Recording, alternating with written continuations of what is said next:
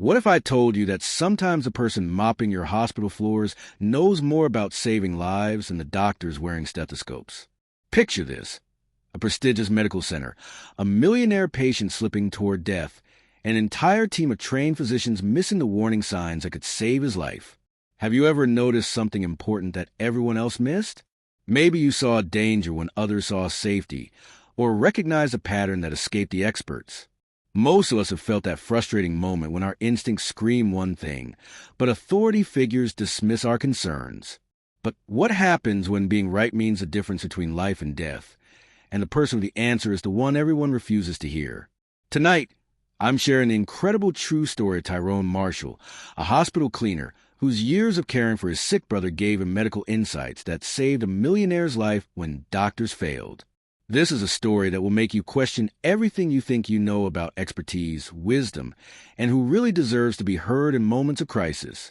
This isn't just about one man's heroism.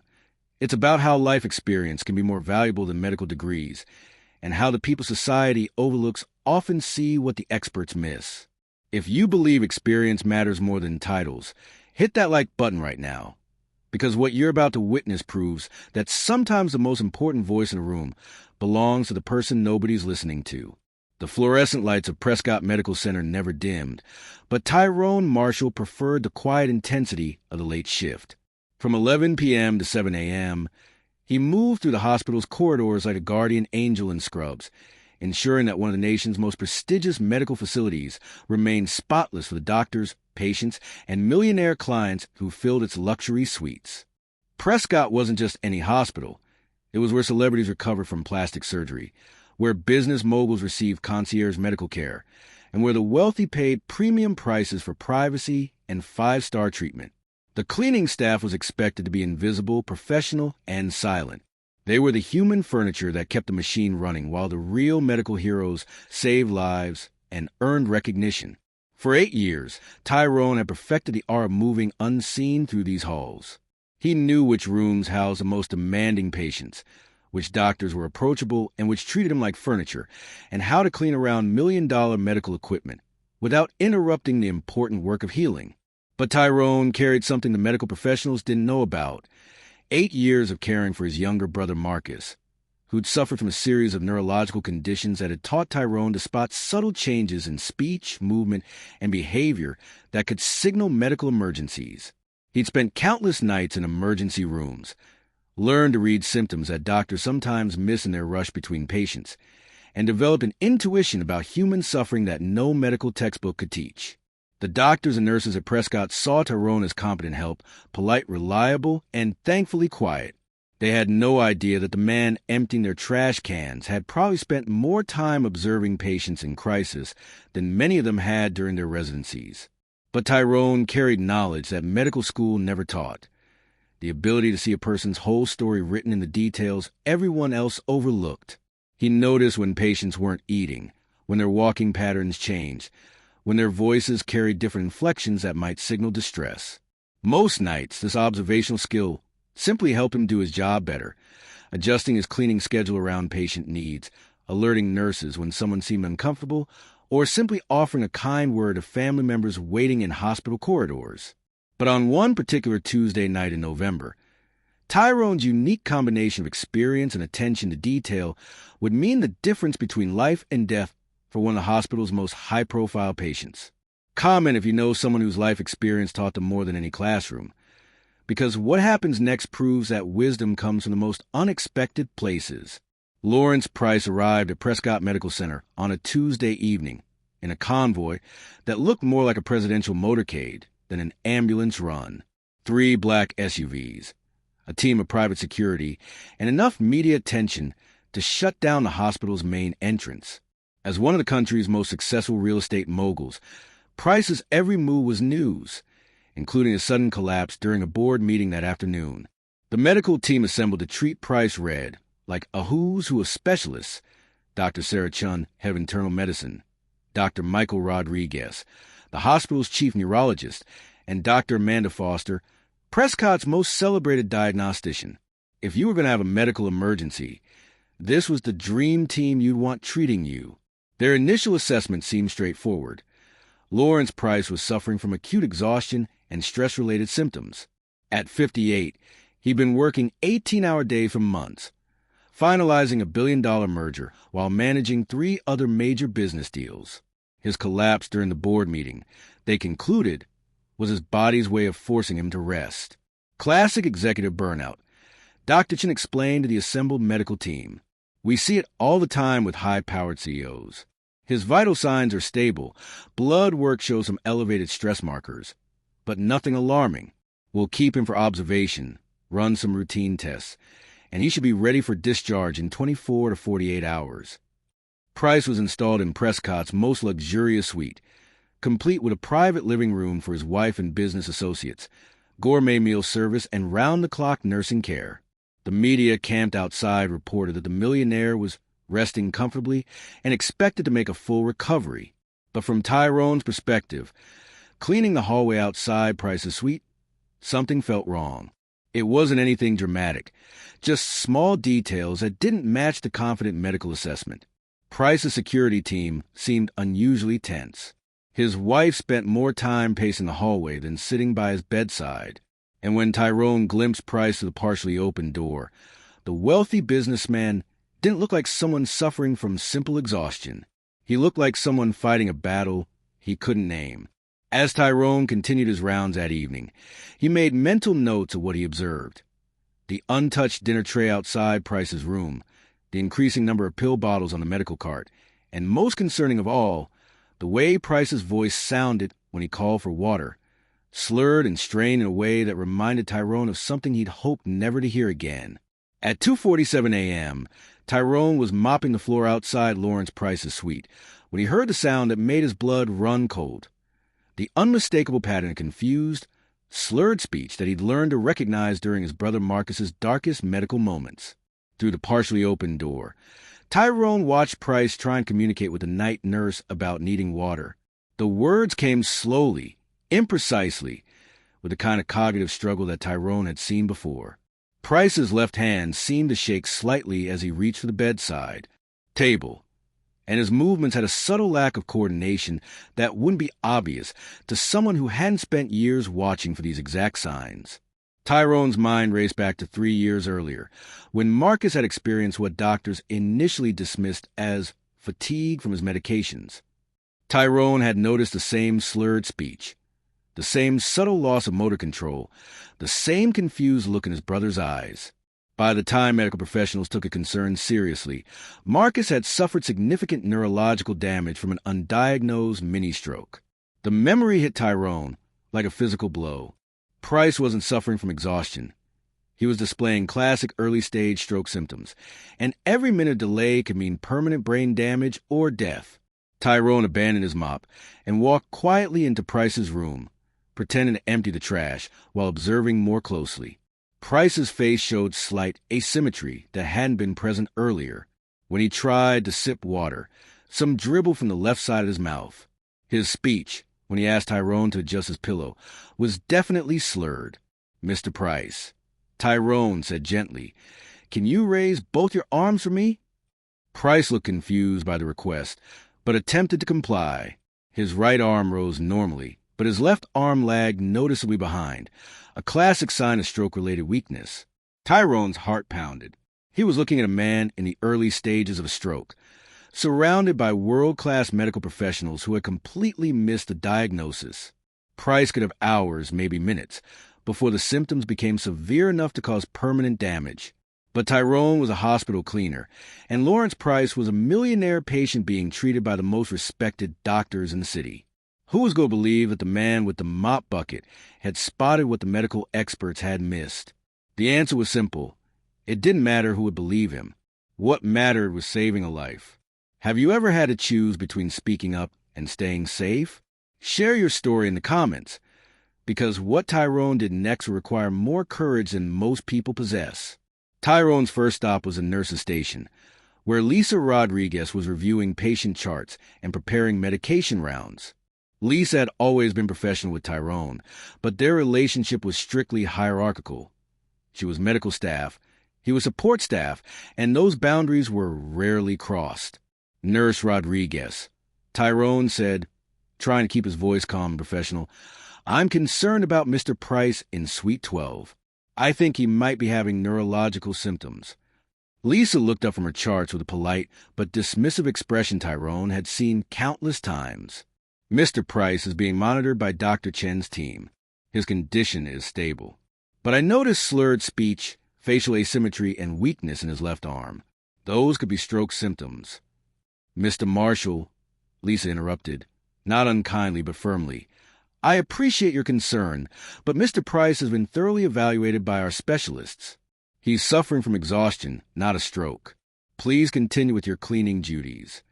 Frustrated but not deterred, Tyrone sought out Dr. Kevin Park, the resident on duty, who was reviewing X-rays in the imaging department. Dr. Park had always nodded respectfully when they passed in the hallways, and Tyrone hoped that small courtesy might translate to listening. "Dr. Park, I need to report something about Lawrence Price. I believe he's showing signs of stroke. Slurred speech, left side weakness, facial drooping." Dr. Park paused his review of the X-rays and turned to face Tyrone with a mixture of surprise and professional condescension. "Mr. Marshall, I understand and want to help, but Mr. Price has been examined by Dr. Chun and Dr. Rodriguez. They're two of the best physicians in the state. If there were stroke symptoms, they would have identified them. But I've seen these symptoms before I'm sure you have good intentions." Dr. Park cut him off. "But medical diagnosis requires years of training and specialized knowledge. Mr. Price is receiving excellent care from qualified professionals." By 3:15 a.m., Tyrone had approached 4 different medical staff members, each encounter ending with the same polite dismissal. His growing panic was met with increasing irritation from the medical team, who clearly viewed his persistence as overstepping boundaries. But as Tyrone returned to check on Price, the symptoms had worsened. The Millionaire's speech was more labored. His left arm showed increased weakness, and most alarming of all, he seemed confused about where he was and what day it was. Time was running out, and nobody was listening to the one person who recognized what was happening. What Tyrone did next would shock everyone in the hospital and prove that sometimes the most important medical knowledge comes from love, not lectures. At 3:22 a.m., Tyrone Marshall made a decision that would either save Lawrence Price's life or end his own career. He walked past the nurse's station, ignored the questioning looks from medical staff, and entered Price's suite with the confidence of someone who knew exactly what needed to happen. "Mr. Price," Tyrone said clearly, positioning himself where Price could see him, "I need you to follow my finger with your eyes." Price's tracking was delayed and uncoordinated. When Tyrone asked him to squeeze both his hands with equal pressure, the left hand's grip was noticeably weaker. Most telling of all, when Tyrone asked Price to repeat the phrase, "The early bird catches the worm," the words came out slurred and jumbled. "Mr. Price, you're having a stroke," Tyrone said gently but urgently. "I'm going to get help right now." Instead of returning to the nurse's station for another dismissive conversation, Tyrone walked directly to the emergency alarm system and pulled the code stroke alert, a decision that would bring every neurological specialist in the hospital running to Suite 12. Within minutes, Price's room was flooded with medical personnel, responding to the stroke alert. Dr. Chen arrived first, clearly annoyed by what she assumed was a false alarm triggered by an overzealous cleaning staff member. "Mr. Marshall, what exactly do you think you're doing?" Dr. Chen demanded. "You can't just pull stroke alerts without—" She stopped mid-sentence as she looked at Lawrence Price. The facial asymmetry was now obvious. His speech, when she asked him basic questions, was clearly impaired. The left side weakness was unmistakable. "Get him to imaging immediately," Dr. Chen ordered, her professional training overriding her embarrassment. "Prepare for emergency stroke protocol." Dr. Rodriguez arrived as they were prepping Price for transport, took one look at the patient, and began barking orders for clot-busting medications and surgical preparation. The man he diagnosed with simple exhaustion 6 hours earlier was clearly in the middle of a stroke event. The emergency MRI confirmed what Tyrone had recognized hours before. Lawrence Price was suffering from an acute ischemic stroke caused by a blood clot in his middle cerebral artery. The imaging showed that quick intervention could still prevent major brain damage, but they had maybe 30 minutes before the window for optimal treatment closed. As the medical team rushed to implement emergency stroke protocols, Dr. Chen approached Tyrone in the hallway. "How did you know?" she asked quietly, her professional pride warring with genuine curiosity. "My brother had similar symptoms 3 years ago," Tyrone replied. "I learned to recognize the signs because nobody else was paying attention then either." The emergency treatment worked. By dawn, Lawrence Price was stable, alert, and showing no signs of permanent neurological damage. The blood clot had been dissolved, circulation restored, and what could have been a devastating stroke had been stopped in its tracks. But the real shock came when Price, fully recovered and aware of what had happened, asked to speak privately with Tyrone Marshall, the hospital cleaner who had saved his life when the doctors couldn't. The press conference that Lawrence Price called 3 days after his discharge from Prescott Medical Center was unlike anything the hospital had ever experienced.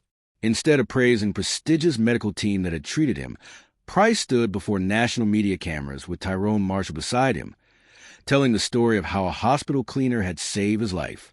"Tyrone Marshall doesn't have a medical degree," Price told the assembled reporters, "but he has something more valuable: the experience of watching someone he loves fight for their life, and the courage to speak up when he recognized danger that everyone else missed." The story went viral within hours. "Hospital cleaner saves millionaire's life" dominated headlines nationwide. Social media exploded with appreciation for healthcare workers at every level. Tyrone found himself fielding interview requests from major news networks, all wanting to hear about the night he challenged medical authority to save a life. But for Tyrone, the real victory wasn't the media attention. It was the change he saw in how Prescott Medical Center began treating its entire staff.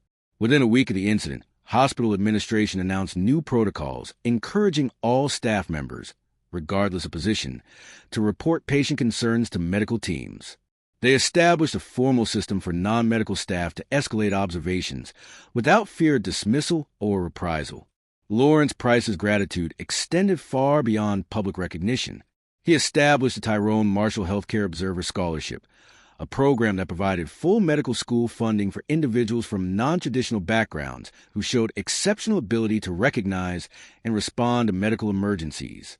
The scholarship specifically targeted people with caregiving experience, military medics transitioning to civilian life, and healthcare support staff seeking to advance their medical knowledge. "The medical establishment teaches us to value credentials over instincts," Price explained during the scholarship announcement. But Tyrone proved that sometimes the most important medical knowledge comes from love, experience, and the willingness to trust what you see even when experts disagree. The program's first recipient was Tyrone himself, who enrolled in nursing school at age 45 while continuing to work at Prescott.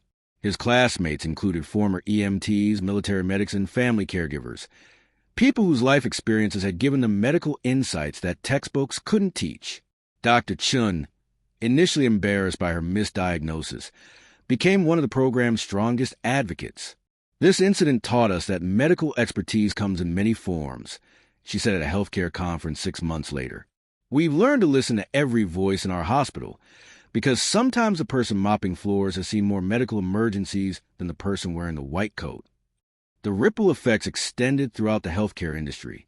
Hospitals across the country began implementing observer alert systems, where any staff member could raise medical concerns through formal channels. Medical schools started including caregiving experience as valuable background for admission. Healthcare conferences began featuring panels on non-traditional medical wisdom. But perhaps the most significant change was in public perception of healthcare hierarchies. Tyrone's story sparked conversations about the value of experience versus education, the importance of listening to diverse voices in medical settings, and the recognition that healing happens through the efforts of every person in the healthcare chain. 2 years later, Tyrone graduated from nursing school and was immediately hired as Prescott Medical Center's first patient observation specialist, a position created specifically for him, combining his cleaning duties with formal medical monitoring responsibilities. He continued to work nights, but now his observations were documented, respected, and integrated into patient care plans. Lawrence Price and Tyrone became genuine friends, meeting monthly to discuss the scholarship program, and share stories about their very different but increasingly connected lives. The millionaire businessman and the hospital cleaner had discovered that shared values and mutual respect matter more than social status or wealth. If this story proves that wisdom comes from experience and courage comes from caring, subscribe and share this with healthcare workers who deserve more recognition. Because in hospitals around the world, there are people like Tyrone Marshall, watching, caring, and ready to speak up when it matters most. Remember, the next time you're in a hospital, clinic, or any healthcare setting, pay attention to every person working to keep that place running. The person emptying trash cans or mopping floors might just be the one who notices what everyone else misses. And sometimes, being willing to listen to the least important voice in a room can make the difference between life and death. Who in your life has saved you by paying attention when others didn't? Share their story in the comments below, because everyone deserves to have their heroism recognized and celebrated.